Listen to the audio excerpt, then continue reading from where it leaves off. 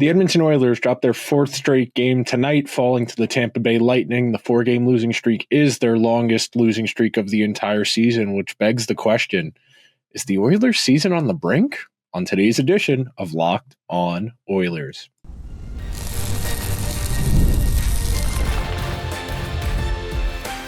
You are Locked On Oilers, your daily podcast on the Edmonton Oilers, part of the Locked On Podcast Network, your team every day. Welcome to this Wednesday edition of Locked On Oilers. I am your host, Nick Zararis. I want to thank everyone who's making Locked On Oilers their first listen of the day. Locked On Oilers, a part of the Locked On Podcast Network, your team every day. Today's show, we're going to walk through that Tampa Bay loss from a few different angles. We're going to start with the game itself because that was a thorough butt kicking and one of the worst performances the Oilers have had all season. We're going to move on to a pros and cons list of, do we actually think the Oilers season is reaching a negative tipping point, that this is going to precipitate a negative spiral that's going to continue, or if this is just a rut. And then we're going to set the table for a Stanley Cup final rematch against the Panthers on the second half of a back-to-back with Calvin Pickard in net. Oh, that was painful to say. Okay, let's get to it.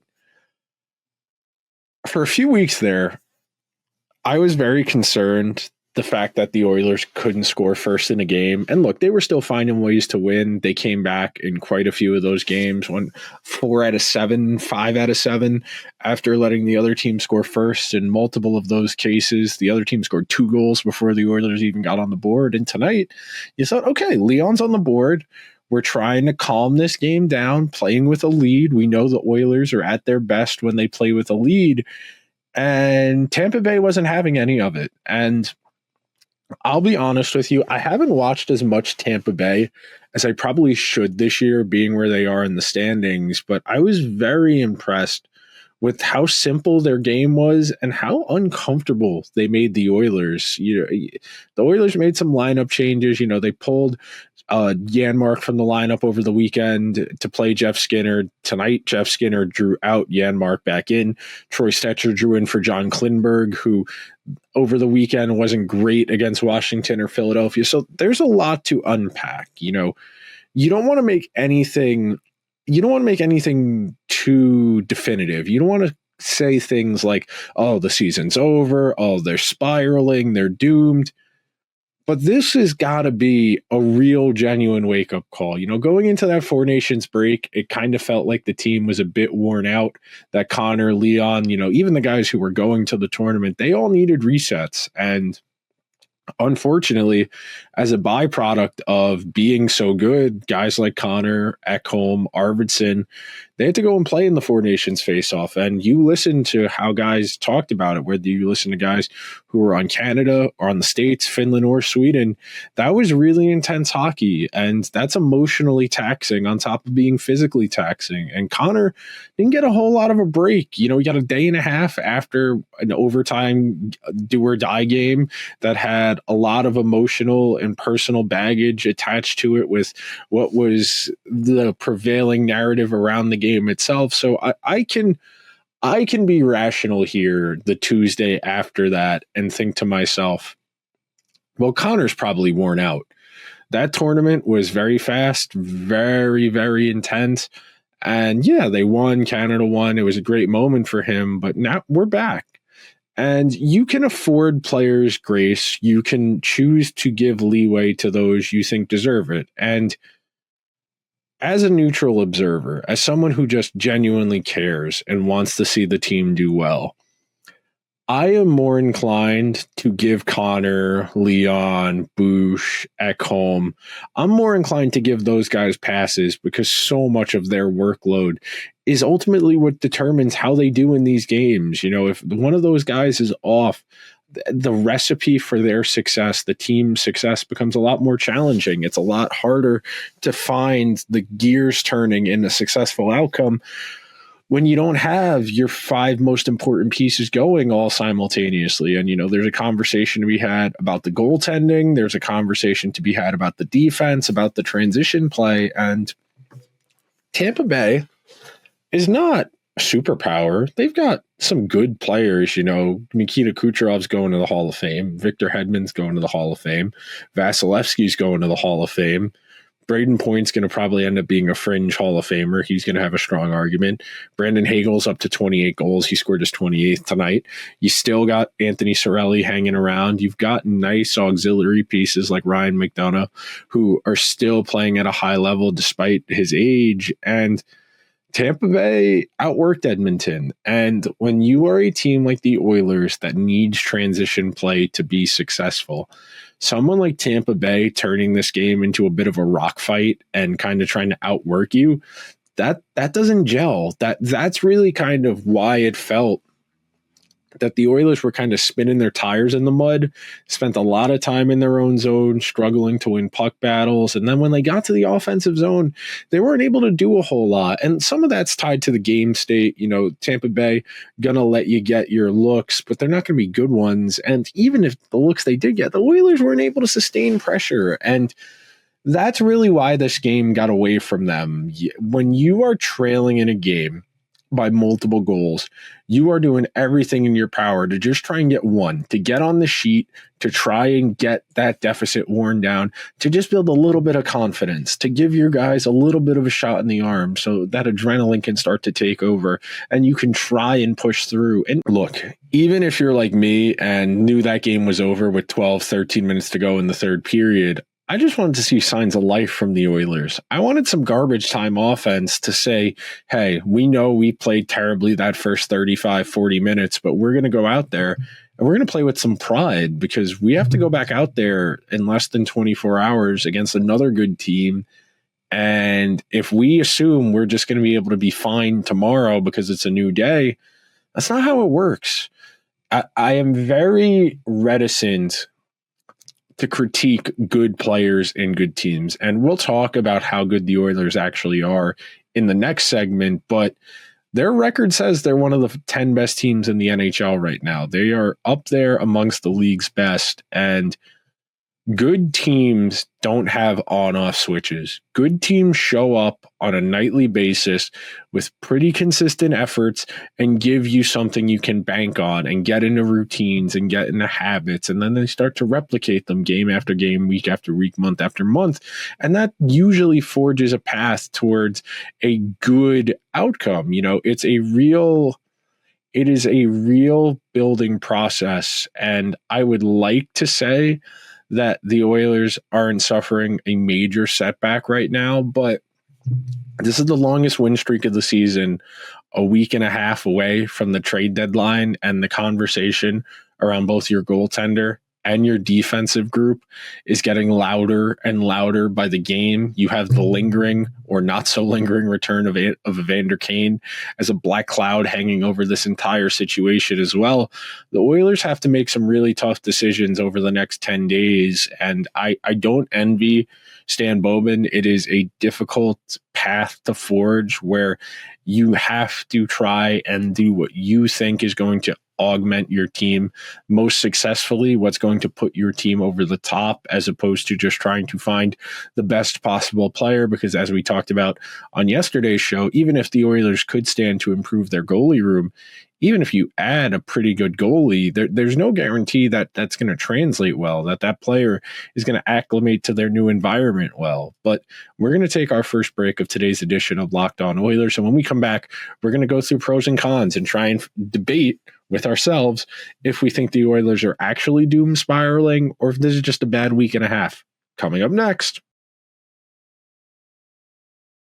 You just realized your business needed to hire someone like yesterday. How can you find amazing candidates fast? Easy. Just use Indeed. When it comes to hiring, Indeed is all you need. Stop struggling to get your job post seen on other sites. Indeed sponsored jobs put your job post at the top of the page and help you reach the right candidates faster. We've all been in that spot where our team needs the right hire like yesterday. The pressure's on, and every day without the right person is a setback to you and your team. That's exactly when Indeed sponsored jobs come in handy. They make sure your post is seen by the right candidates right now. Now you can speed up your hiring process with a $75 sponsored job credit. Just go to Indeed.com/locked on right now and support our show by saying you heard about Indeed on this podcast. Terms and conditions apply. Hiring? Indeed is all you need. Thank you to everyone who is hanging out on this Tuesday into Wednesday morning edition of Locked On Oilers, where we're walking through a really tough loss, a 4-1 loss to the Tampa Bay Lightning that really has me a bit perplexed, because after the weekend the Oilers had, where they got thumped back-to-back days, and Washington's a good team. There's no shame in losing to a Capitals team that is amongst the best in the league, that's going to have a chance at pushing for a President's Trophy, that has Alex Ovechkin playing out of his mind, one of the best late 30 seasons of any athlete I can recall that isn't LeBron. You know, you got to give Ovi credit for being a driving force in that team and its success this year, and that win for Ovi mentality. It's infectious on a young team that features a lot of reclamation projects. You talk about Charlie Lindgren, Logan Thompson, Jacob Chikrin, Matt Roy, Pierre-Luc Dubois, Dylan Strome, not Ryan Strome. Dylan Strome. They have really put together a solid supporting cast for Ovi to pursue this record, and have found a mix for them that works. And look, I was willing to shrug my shoulders at the loss to the Flyers on Saturday. First game back after a long layoff. A lot of teams around the NHL looked really sloppy over the weekend just because they hadn't played in a week or two. So I'm willing to be rational. I'm willing to be patient, and I can understand that one game is not a referendum. But when you string together 4 games in a row the way the Oilers have, where they've really struggled, and they had a chance of mounting a comeback in that Colorado game, the last game before the Four Nations face-off break. You know, if you get a favorable call from the officials, you arguably could win that game outright. But you come back from that break, Philly hangs a 6 spot on you. Washington hangs a 7 spot on you. Tampa Bay hangs a 4 spot on you. And you sit here and you feel like you just got kicked in the face. It feels like you just got roundhouse kicked across the jaw. And 3 of those 4 teams, the Avalanche included, are playoff teams. And part of the conversation around the Oilers right now, it's fair to question just how good the Oilers are, because when you go under the hood and you look at their quality of wins, who they've beaten, the majority of their wins this season have come against non-playoff teams. When you sit here and you think about where the Oilers are at in the standings, yeah, they're sitting 34, 20-4. They have 72 standings points. They're only 2 back of the Vegas Golden Knights for first in the Pacific Division. Probably out of the question as far as the first seed in the West. Winnipeg has a 13-point cushion on the Oilers after tonight's games. So you're probably not pushing for the 1 seed, but winning the Pacific Division is not entirely out of the question. With that said, though, the Oilers have 10 wins against playoff teams this year. That means they have 24 of their 34 wins against non-playoff teams. They are under 500 in win-loss record in games against teams that are currently in playoff spots. After losing to Tampa Bay, they are 10, 14, and 4. So if we're going to do some back of the envelope math real quickly, so the total possible points you could get from those games. So you have 10 regulation wins, 14 losses. That's 24. You add the overtime losses. That's 4 more games. That's 8 potential points on the table. So 10 and 14 is 24, and 4 is 28. 28 by 2 is 56. So of the 56 potential points the Oilers could have from their games against playoff teams, and you're going to see me break out my handy dandy TI-83 calculator here just to show you I'm not doing this math wrong. So they have 24 divided by 56. Comes out to 43, if you can see that. I don't know how the camera focus is doing over there on YouTube, but yeah, 43%. They have a under 500 points percentage against playoff teams this year. And they have plenty of opportunities left. They have plenty of games remaining down the backstretch of this regular season against teams that are in playoff spots: Florida, Carolina, Dallas, the Devils. Winnipeg, Dallas again, Calgary, Vegas, Calgary one more time, Winnipeg another time. They have more than enough games against playoff teams where you could dispel this notion that they beat up on the bad teams and lose to the good teams. But I do think it is worth mentioning that this is a Oilers team that has struggled against the league's best, because when you're a Stanley Cup contender, when you have aspirations of winning the best trophy in all of sports, you typically start to build your momentum as the season goes along. You put yourself and you put your team in a position to keep building, and you pick up signature wins, and you really avoid big ruts. You really avoid prolonged struggles where it seems like there's no hope. And I'm not saying there's no hope. The Oilers very much could go out and beat the Panthers tonight, and we can quell a bit of this noise. And right now, I think the Four Nations face-off break being as long as it was, putting the Oilers question marks about their season on ice, and then giving us effectively 2 weeks to decide how much we like our roster and what we're going to add ahead of the trade deadline. That's a lot. That's a lot to consider. And you don't want, as the joke goes, I just learned about recency bias. It's my favorite bias. You don't want to let a bad week and a half sway what you think you need to do ahead of that trade deadline. And we talked about it on yesterday's show, but I'll reiterate one more time if you haven't gotten a chance to check it out. Stan Bowman says the Oilers aren't in the market for a goalie because they don't feel like there's a goalie better than what they have that's worth giving up assets for. That might just be posturing. You don't want to let other people know what you're doing. But as far as the pros and cons, they've lost 4 in a row by a total score of 22-11, and they've done that while going 3 for 8 on the power play.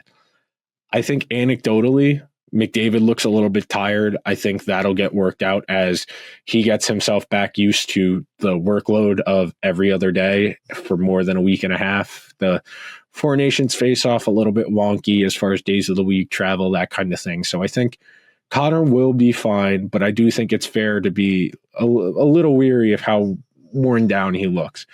We know the Oilers recipe is Big Five dependent. Connor, Leon, Zach Hyman, Evan Bouchard, Matthias Ekholm. That 5-man unit is largely going to dictate how the Oilers do, because their supporting cast is not play drivers. It is supplemental pieces.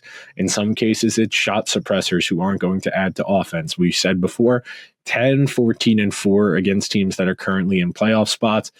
Playoff teams have more paths to victory. They have greater margins for error. They are more talented.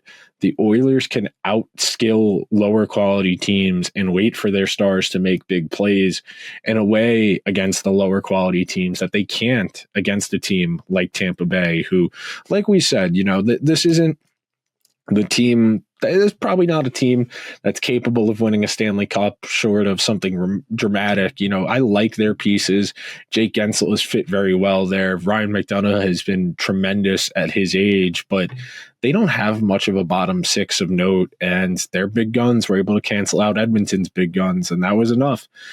If you want the negative, the alternative, why the season's not over, why you shouldn't totally doom spiral, the penalty kill's gone a little cold. The goaltending's gone cold. They've given up 5 power play goals against of the last 12 penalty kills they've had.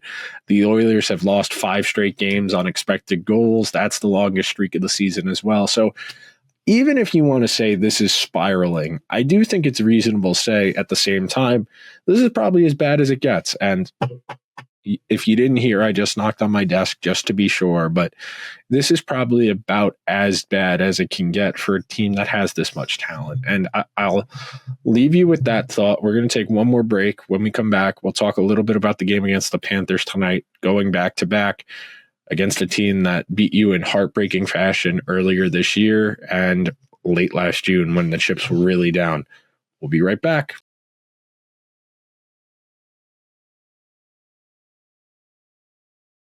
Thank you to everyone who is hanging out on this Wednesday edition of Locked On Oilers as we're recapping the loss to the Tampa Bay Lightning. And tying a bow on that last thought, I am not prepared to say this is a fatal stretch of hockey, that teams that win the Stanley Cup don't have losing streaks, that they don't play poorly. There are plenty of teams that have gone on to great playoff success that have had a bad week, bad 2 weeks. I do think that when you are in prolonged struggles, we're not talking about win one, lose one, win one, lose one. When you are in prolonged struggles where multiple games in a row, it feels like absolutely nothing is going your way.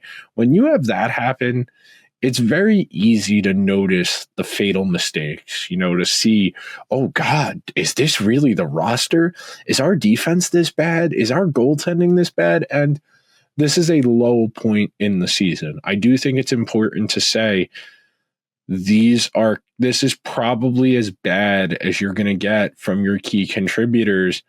And because of that, you can assume some positive regression of some type, whether it's shooting luck, whether it's save percentage, whether it's defensive performance. It would be really difficult for things to be much worse as far as the environmental factors. And with that in mind, I think you're probably going to get closer to what the Oilers actually are when this funk ends. This is a team that has a good record, even though they don't have a great record against winning teams. Because of that, it feels a lot worse than it probably is because they haven't really had a bad stretch all year. So the intense spotlight of the trade deadline, coming off of the Four Nations face-off break, coming off of a mediocre run of games, all of that snowballing. And it feels like things are a bit more precipitous maybe than they actually are. They're not in danger of falling out of a playoff spot. They're not in any dire injury situation. I'm knocking on my desk again just to be safe there. So if you're healthy, if you feel good about it, you think this team is one or two ads away. They're a top 9 forward and one more defenseman away from being ready to go. I think personally, and I've said this for a while now, they need to get a third goalie in this room, whether it's just a backup to be insurance if Skinner were to get hurt, or if you want to go for more of a starter and look to have more of a tandem down the stretch and then ride whichever one is hotter into the playoffs, I'd be fine with that as well. So we sit here in February of 2025. We're a shade under 8 months removed from a Stanley Cup final that went down to the last 10 minutes of a Game 7. The Oilers were down 3-0, and we're 1 goal away from arguably the greatest comeback in the history of professional sports, not just hockey, not just the NHL, coming back from 3-0 down in the championship round would have been the greatest comeback of all time. And with all due respect to the Boston Red Sox, to the LA Kings, there's one other hockey team that's done it. I want to say the Penguins did it, but I could be wrong. It was 2000. No, it was the Flyers. It was the Flyers against the Bruins who came back from 3-0 down in 2010, the year they went to the Cup final. So those are the 3 that come to mind: the Flyers, the LA Kings, and the Boston Red Sox in 2004. This is very hard to do. Just getting to a Game 7 alone was an incredible accomplishment after being down 3-0. Whenever you lose a championship game to another team, you become linked to them. It's like being in the same draft class. Connor and Jack Eichel will always be linked to each other because they were in the same draft class. Austin Matthews and Patrick Laine, Alexis Lafreniere and Quinn Byfield. I could keep going on and on with this, but you compare yourself to the company around you. And the Panthers took a dramatic swing a couple of years ago, turning Huberdeau and Mackenzie Weegar into Matthew Tkachuk. And I'm not saying that's what the Oilers need to do here, is some dramatic 2-for-1, 3-for-1 trade to kind of push them over the top. But you are comparing yourself to the company you keep, to the team that beat you in the Cup final. You are always going to compare yourself to them going forward, and probably going to use them as a measuring stick to see where you're at. They have, I want to say, one more standing point. Yeah, they have one more. They're at 73 points. The Oilers are at 72 points going into tonight's game. The last time these teams played back up in Edmonton, the Oilers mounted a really nice mid-game comeback, and then the wheels came off. The Panthers scored several consecutive goals, Stuart Skinner hit us with the dreaded shoulder sulk after a stinky goal where he got beat short side off his helmet. And look, that's a goal you don't think that's a shot you don't even think is going to get on goal because it was such a sharp angle. And that's why it caught Skinner so off guard and why it was so debilitating to let in and why it felt like the dam breaking. And I think one way or another, how the Oilers play, I think matters a lot more than the result in this game. That might sound dumb because sports are a results-based business and ultimately winning and losing is what matters. It's not how you win. It's not how you lose. But for the guys on that team, for the guys in the locker room, after the last 4 games they've played, going out there, putting in a good effort and losing, I think I would take that right now. I would sign up for the Oilers to go out there, play a really good game and lose a coin flipper because they need to get some confidence. They need to feel good about their game. And it is really, really, really difficult to just get going. And it takes incremental, gradual progress because we're human. You know, some people are different. You know, everybody has a friend who's capable of locking in, who can get to bed by 10 o'clock, who gets up at 6, goes to the gym, showers, and gets to work before they have to clock in. Not everyone's built like that. That is a very specific type of person. And for most people, you are going to need incremental progress. Slow and steady is what matters. It's how you effectively diet. It's how you effectively exercise. You can't try and lose 10 pounds in a week. You can lose 1 pound a week at over 10 weeks. That's a lot more sustainable. That's a lot more doable. The Oilers need to start chipping away at this. They need to go out there and put a good effort out so that way they can start to get their feet under them again and start to play good hockey, because the more good hockey you play, the easier it is to replicate. And that's your goal here. You only have 20 some odd games left in the regular season. You need to be as dialed in as you can be so you can be making incremental progress so that by the time we drop the puck for round 1, game 1, you are as good as you possibly can be, and playing that team in that first round is going to bring out even better hockey in you. That's your goal in the course of a long season, is to keep incrementally improving and getting better with every given night. I do not think the Oilers are fatally wounded after losing 4 in a row. I think losing to Florida in ugly fashion, I think that would really start to bring the temperature up on a team that I won't say is fragile, but definitely needs to put a good performance together after the last week. That will do it for today's edition of Locked On Oilers. If you could be so kind, please subscribe to the show wherever you get your podcast. If you're over on YouTube, hit that subscribe button. We'll be joined by Armando Velez of Locked On Panthers after the game tonight. We'll break it down, get a little more variety in our opinions than just me going on and on. Thank you so much for making Locked On Oilers your first listen of the day. For your second listen, check out the Locked On NHL podcast, bringing you daily league-wide stories that matter with the local coverage you love from Locked On. Find Locked On NHL on YouTube or wherever you listen to your podcasts. I'll talk to you after the game tonight with Armando. I'll see you guys then. And until then, let's go Oilers.